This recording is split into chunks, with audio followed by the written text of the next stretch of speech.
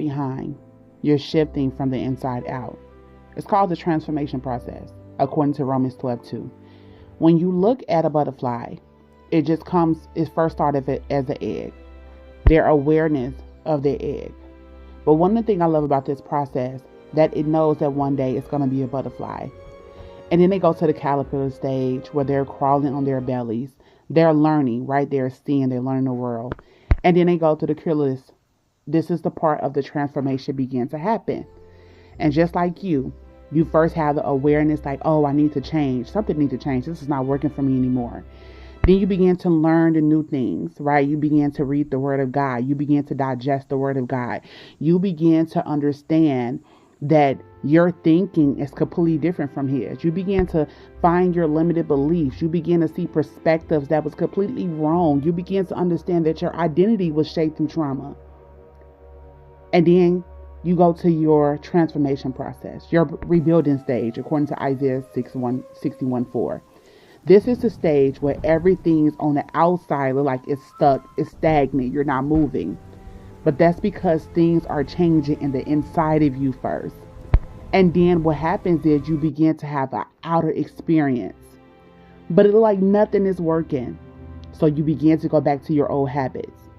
But then you get that holy, I don't want to say, you get this revelation like, this is just not working for me no more. I have to do the old thing again, the new thing. So maybe you started eating healthy. You saw yourself losing the weight. But then you got tired of meal prepping. You got tired of walking. So you went back to your old habits. But then you realize those old habits is no longer who you are anymore. Then you go back to what you was doing. And this is called breaking out. That's the resistance phase. That's when you begin to build your muscles. You begin to understand how strong you are. Those beliefs, those old beliefs try to pull you back. So you have this pull and this push. It's like a tug of war. You know that you want to change, but the resistance to stay the same is still there. And this is where a lot of people begin to think that it would never happen. The spiritual warfare, the beliefs start fighting against each other. But that's when you're becoming stronger. That's when you start discovering who you are. You start discovering how powerful you are.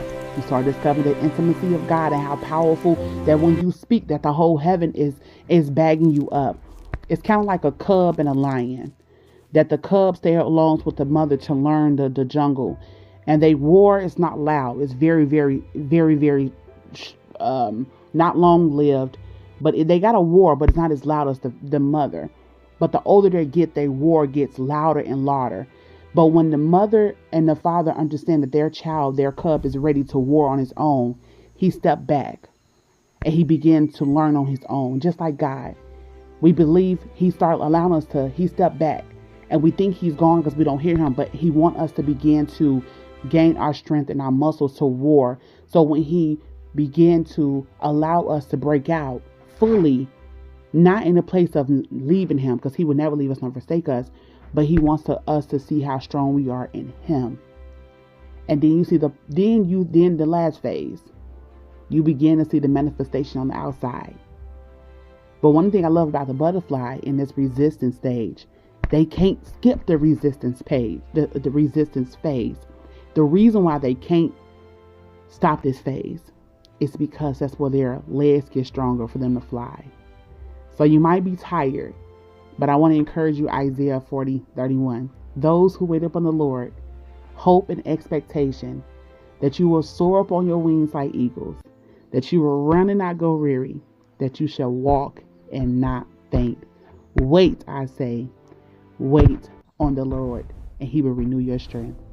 The resistance may be there. The spiritual warfare might be loud, but as you wait on the Lord, he will renew your strength. And you will run and not go weary, and you will walk and not faint. And one day, the end things that was happening on the inside will begin to radiate on the outside. And those that once questioned you will no longer be able to question the glory of God that's on your life.